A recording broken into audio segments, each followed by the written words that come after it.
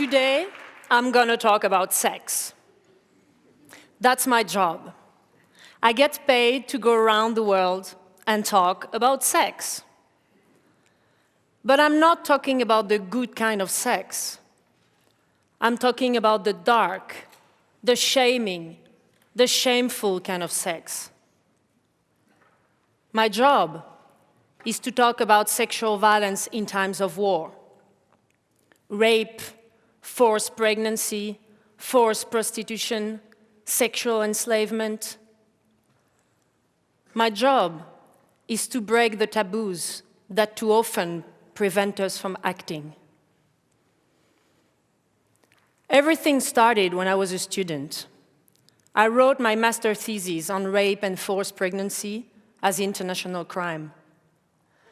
I read hundreds of documents and testimonies, watched videos and immersed myself in these horrors for months.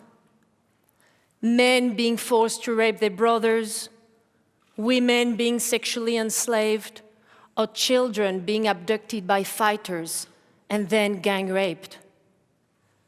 Dreadful and atrocious beyond words.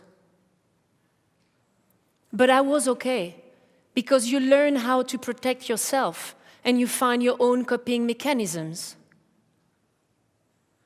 I continued in this direction for more than 2 years, working at the international tribunals, first for former Yugoslavia and then for Rwanda. And there, every day, I listened to awful stories about sexual violence and other crimes. But I was still okay. Until one day, during a field visit in Congo, in a northern part of Kivu, working with the International Committee of the Red Cross, I had an encounter that changed everything. Accompanied by a psychologist, I met with a victim of sexual violence, as I had done many times before. Let's call her Mathilde. Mathilde was a 55 years old woman, but she looked like 70. She had deep wrinkles on her face, and she was very skinny. The expression in the eyes was dead. Without even looking at us, she began a story about what had happened a few days before. While she was harvesting with her husband in a field, fighters arrived. They killed him right in front of her with the machetes and cut him into pieces before raping her several times. She told the story very calmly. Her eyes were empty. She had no tears, there were no screams. And what struck me the most was her humility and deep sadness on her face. She was still alive, but I felt as if she was dead. And like many other survivors of sexual violence around the world, Mathilde carried guilt.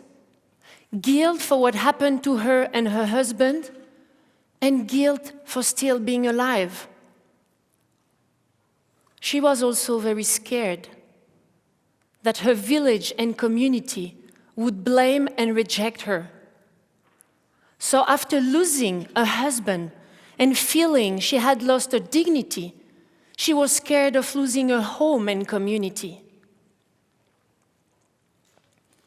There came a moment where I felt totally overwhelmed by what I had just heard. All the horrors I had read about, watched through documentaries, or faced in the field was there, all contained within her one story. And I'm telling you this story because this encounter changed my life and the way I approach the issue of sexual violence. Given Mathilde courage to tell her story despite her fear, her guilt, her shame, I understood that we would never be able to approach victims of sexual violence and encourage them to come forward as long as sexual violence would remain such a sensitive and taboo issue everywhere. And the change had to start with me. I had to pass from observer to actor. And I did. On that day, I broke my own fears and taboos about talking about sexual violence. And today, my job is to plant seeds of change, hoping and expecting that those who receive these seeds will plant theirs in return. Because this is a collective mission to shatter the taboo on a global scale and shift the blame from victims to perpetrators. But this is challenging. Many of us feel embarrassed to talk about sex out loud with others. And it's even worse to talk about sexual violence because it mixes cruelty, violence with intimacy. It's like talking about death. We get awkward, we find it difficult to muster up the courage and go to talk to someone who has lost a loved one. And why this? Because it's intimate and private, because it seems inappropriate, because we don't know what to say and we don't know how the person will react. And also because it's rooted in the education and traditions that have shaped us.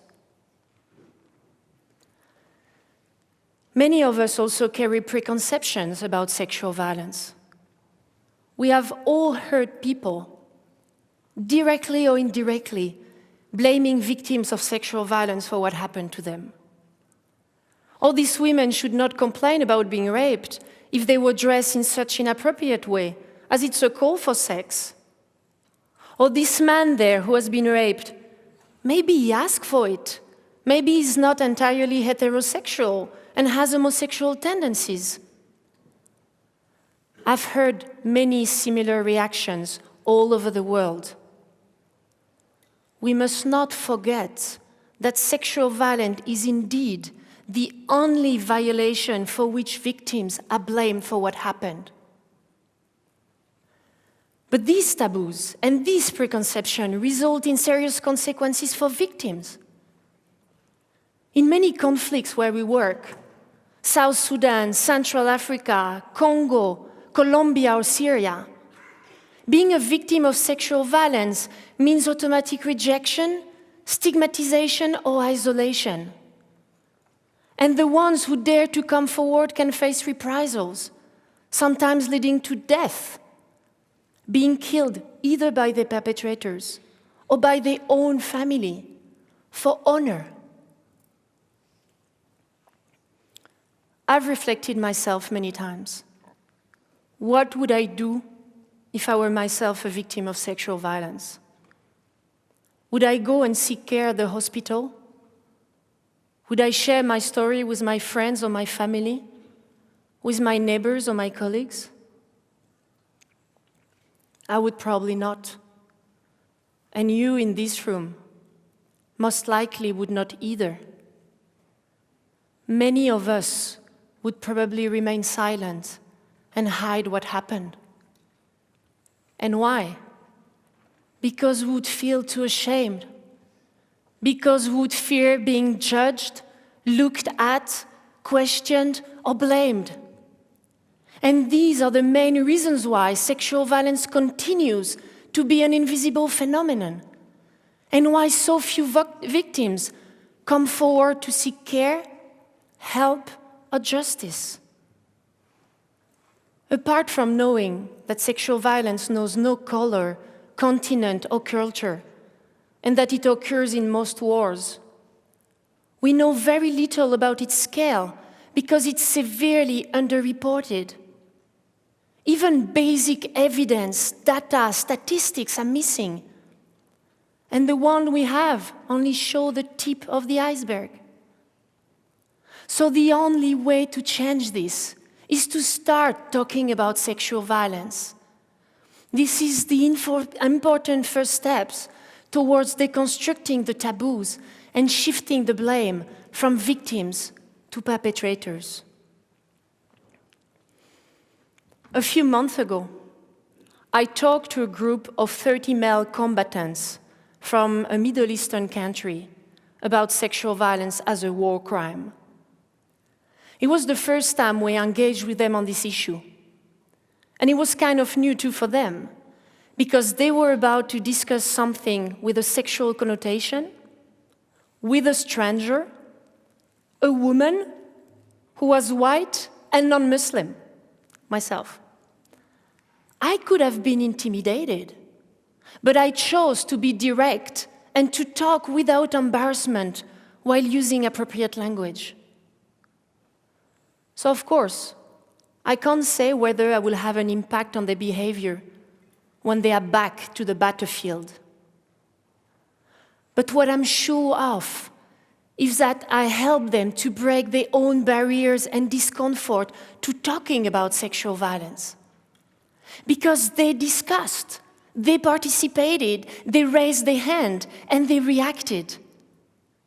And because a few men at the end of the session came to thank me for talking about it so openly, as it helped them to realize what really sexual violence means for both the victims and the perpetrators. So the message I would like to leave with you today is that we all have a role to play, whether we are specialists or not. Because sexual violence is not unspeakable, and survivors like Mathilde deserve that we pronounce the words sexual violence and talk about it fearlessly. And it begins with us, who have the means to be vocal. Humanitarian workers, politicians, academics, the media, and all of you listening to this talk, no matter who and where you are.